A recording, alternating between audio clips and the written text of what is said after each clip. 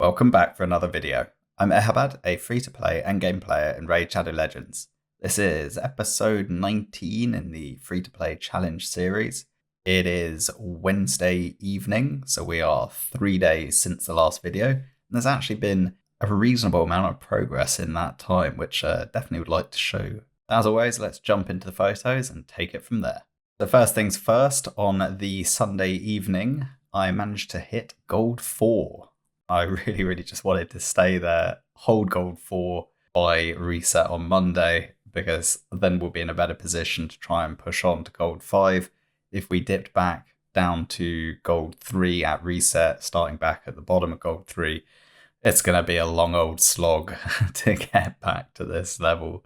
So fingers crossed we are able to hold the position come reset on Monday morning. Also on Sunday evening, I managed to 3-star the Dark Elf Faction War stages 2, 3, and 4. I have the screenshot of 4 here. I managed to fail to save the screenshots 2 and 3. Managed to just kind of keep taking the screenshot but not actually save it. So now we actually have enough champions to flesh out all 5 slots. We're able to kind of extend the number of stars that we're getting from the stages we already could clear, and ultimately we should be able to push a little bit further, even with very lackluster levels in the champions and no one built. If we did have a 6-star in this faction, I think we could actually take it reasonably far. We've got a decent kind of composition on the team, kind of lacking crowd control, though Crimson Helm can help a bit in that regard. But we do have a bit of healing coming from Mystic Hand, has that nice equalize health ability.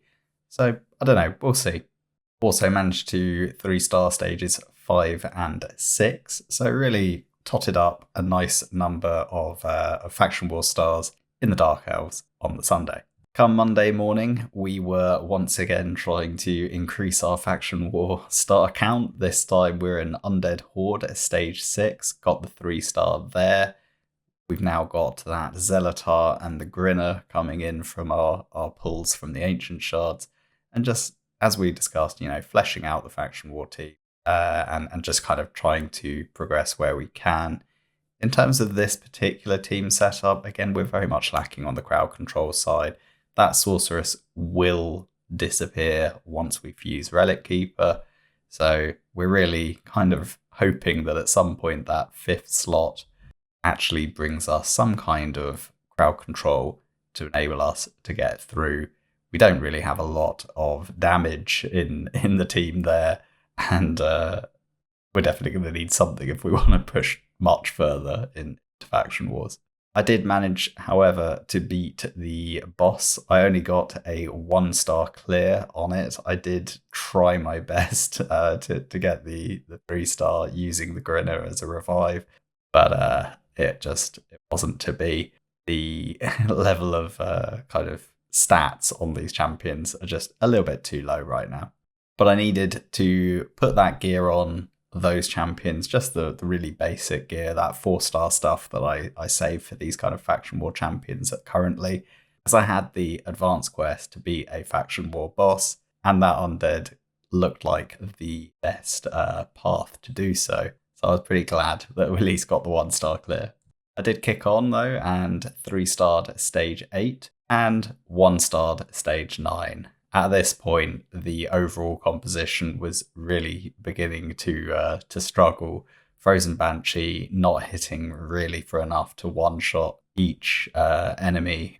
And, if you're not able to one-shot it with your single target DPS, you need a lot of sustain or control if you want to get through the waves, and we don't have that either. So this was really the absolute maximum. Couldn't push past stage 9.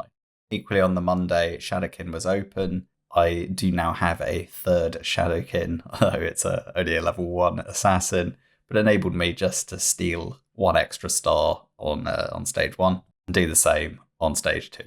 And for good measure, stage 3.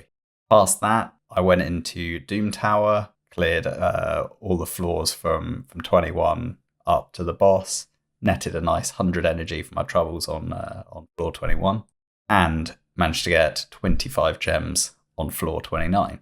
Past that, Celestial Griffin was up. Relatively easy for my champions to clear Celestial Griffin, at least the Law 30 version. We got good DPS coming out of Aethel and Rhonda.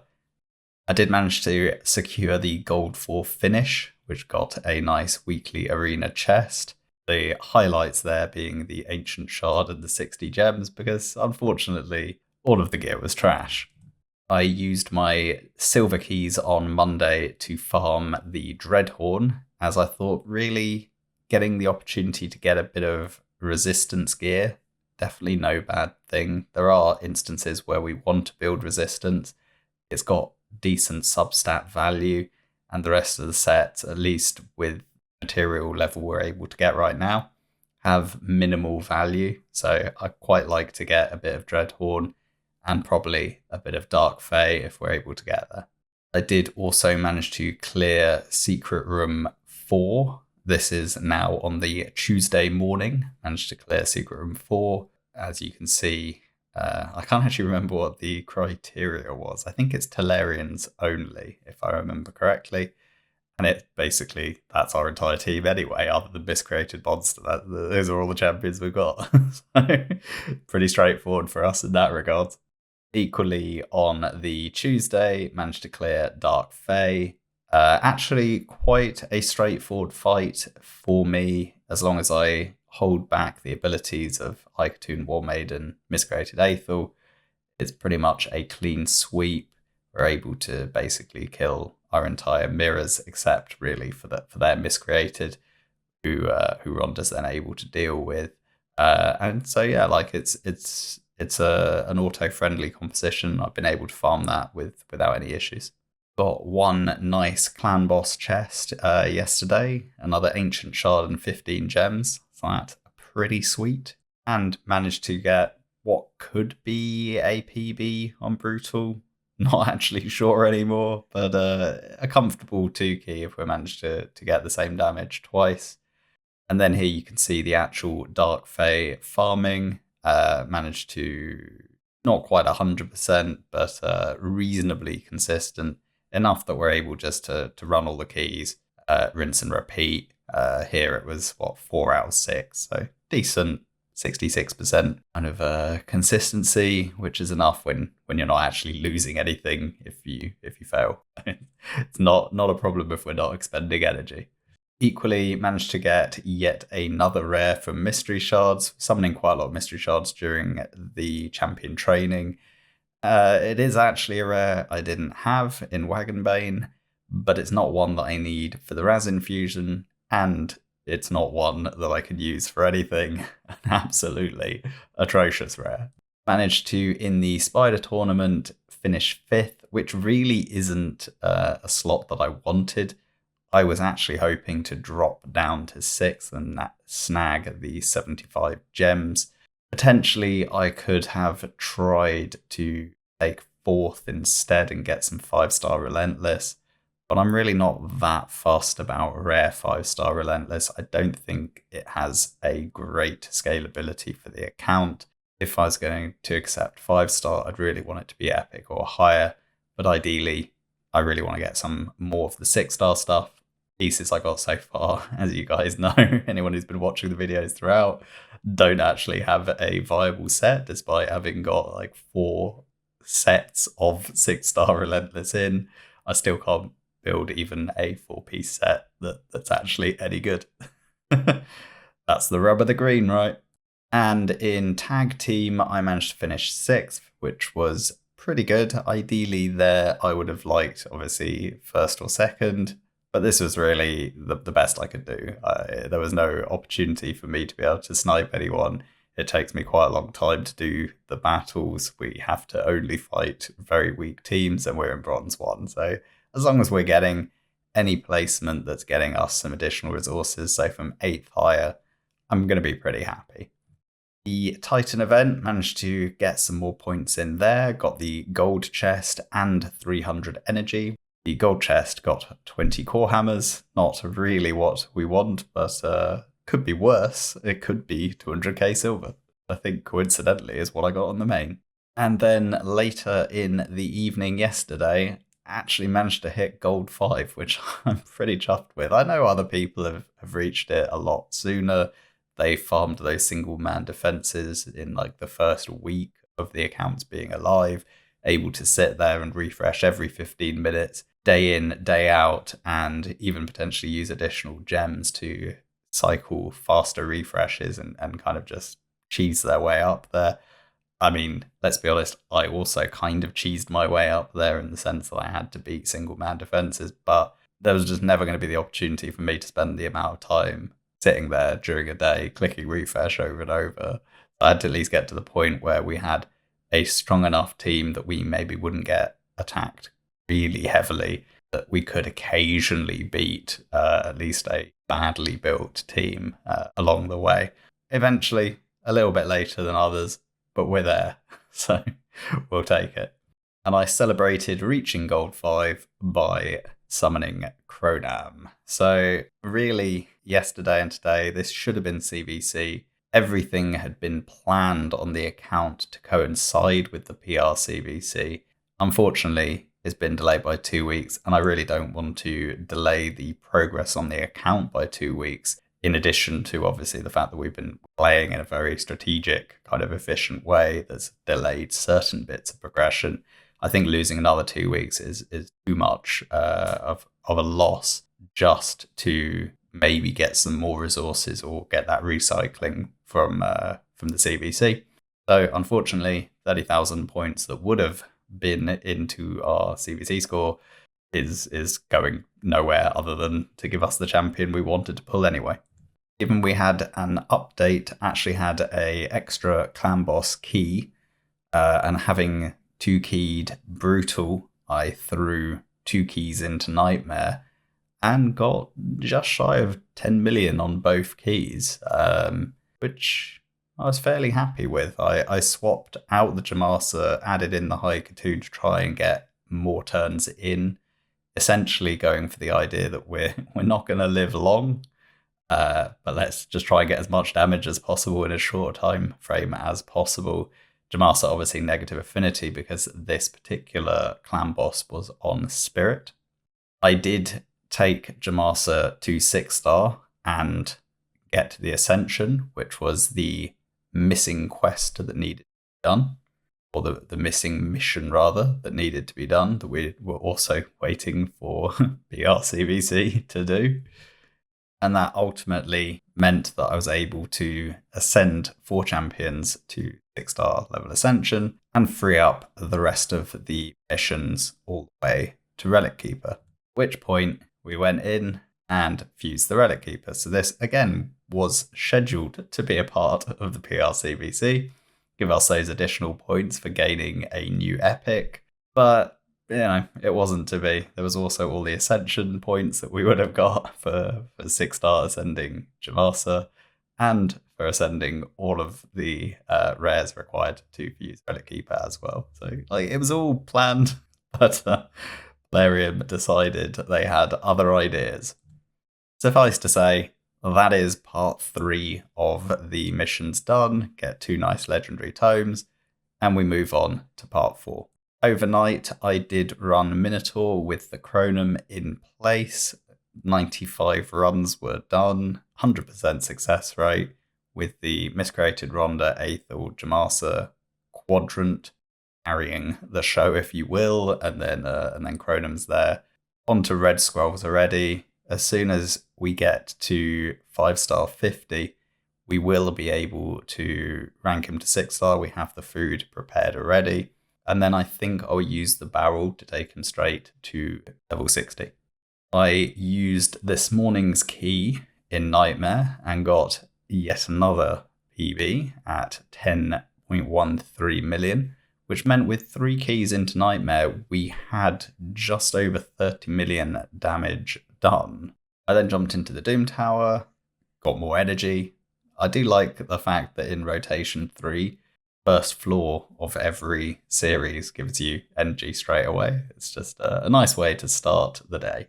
And suffice to say, I did use an extra key, but not one that I had to buy. So if you think about it, in any given 24-hour period, you effectively get 5 keys. if you borrow one of the keys from tomorrow for today. So we used 5 keys there, knowing that on after reset we'd only have 3 keys during that next cycle. And then we had the extra key that we got for the update. So on the Tuesday itself, from Clan Boss Reset Tuesday to Clan Boss Reset Wednesday, I ended up using 6 keys, 2 in Brutal and 4 in Nightmare, which actually secured me my first top chest in Nightmare, my first 4 key, which I was pretty happy with, given, that we've still only got a 5-star hiker tune there. I'd say this was only possible right now because it was Spirit Affinity. But I think once we get that Chronum in, probably in place of Aethel, and then either end up with a 6-star hiker tune or the 6-star Jamasa kind of boosting the Chronum, we should be in a position to relatively consistently 4-key Nightmare. And at that point, we'll be prioritizing Nightmare because getting top chest there is so critical. As I mentioned in the last video, that was really one of my main goals, is get us onto Nightmare and then also try and push towards level 20 dungeons, which again, once we've got Chronum, be interesting to see how much progress we're able to make. We had the Classic Arena tournament ending as well, got another placement there, so yet a little bit more energy for us to throw into the Mastery grind. And from the Nightmare chest, we actually got an Ancient Shard and 5 gems, so not to be sniffed at. And in the second one, we got another Ancient Shard and an Epic Tome. So this is why getting those top chests is so important. Yes, this was a fairly fortunate day, but do have a fairly good chance at either getting a shard or a book on a fairly consistent basis once you're able to top chest Nightmare. Particularly getting those double chests is very, very much worthwhile, and ultimately we're going to need all those resources if we've got a realistic prospect of getting Ultra Nightmare on farm. Currently we do not have the champions to do it, by no means. So if we want to, we're going to need more shards to be able to summon more times to get a better chance of actually getting the champions we're going to need to be able to get to Ultra Nightmare. And then equally on the Brutal, got another Ancient Shard as well, just for good measure. And then we also had this promo code drop. Didn't give us a lot of resources, but beggars can't be choosers. We'll take what we're given, right? And then for good measure, we get yet another rare. This is actually our 3rd Ironclad from Mystery Shards. Will you please give me a Coffin Smasher or an Apothecary or a Master Butcher or any of the other top tier rares? Soulburn Boya, potentially. I'm not picky. Just give me the top tier. Is that too much to ask? Anyway, I managed to get to Dreadhorn. This was the best attempt whilst I was commuting back on the train from work. I haven't had any opportunity to try again since I've been home. Basically just getting all the rest of the remaining daily stuff done, recording this video, having dinner, chilling out for a bit, and I want to get the champion training and the mastery stuff done and dusted. We'll probably have to pick up Dreadhorn tomorrow, if not over the weekend. I really don't have the champions for it. At least not built and not with gear necessarily that's going to work. But I'll keep trying. We might be able to kind of fluke our way through with a bit of RNG. I might try the res build on Miscreated. Res build on Aethel was working quite nicely, but being negative affinity, I was really struggling to get enough healing going. Whereas I think if I ended up with, say, the Miscreated monster, who has that really strong self-heal, potentially a res build with Miscreated where Miscreated is the last one alive, maybe I could make that work. Or maybe I could do a res build on Miscreated and a res build on Jamasa and try and use Jamasa, Aethel, Miscreated as a trio and see if I can keep Jamasa alive and then keep reviving the other two. I don't know. We'll see. I've got a few weird ideas that might work, but really need something.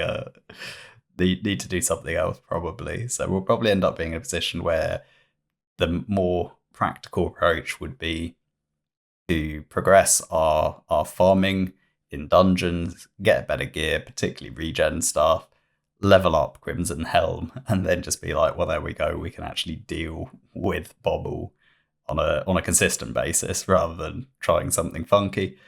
But I think that's going to take longer. Well, it will take longer, rather. So that's more of a multi-week approach. And if I wanted to get something done in the next couple of days, I think we're going to have to be creative. Then the last photo to go through is I tried that same composition I used on Nightmare Spirit against Brutal. And you can see it actually did pretty well, like nearly 15 million. So definitely having that additional speed coming in from High Cartoon, us getting more turns with the miscreated monster ally protection kind of keeping the team alive, even though we don't have a decreased defense or decreased attack in the team. We're still able to put out a fairly decent amount of damage in pretty short amount of time. It's only a 4-minute fight. And High Cartoon is on the agenda to get 6-starred. We'll be doing Chronum next, but then after Chronum's done, High Cartoon will be next in line thereafter. Probably won't happen during this particular champion training, but I would say the next champion training that happens after this one, I guess would probably start over the weekend or the beginning of next week. That'll be more of a realistic one where maybe we'd be in a position to get High Cartoon to 6-star. I think High Cartoon will be massive for dungeon progress and for some of the other Doom Tower stuff. Something like Scarab, for instance, having a 6-star High Cartoon will help there. Fire Knight, 6-star and booked will make a big difference, getting the better consistency on the A1 in terms of putting the decreased speed, but also having that shorter cooldown on the A2. So I think booking out High Cartoon is probably something I'm going to do during this champion training. And then 6-starring High Cartoon will probably happen in the next kind of decent champion training that we get. Yeah, that is us kind of caught up in where we are. You can see here we are in Minotaur, just farming up those masteries for Chronum.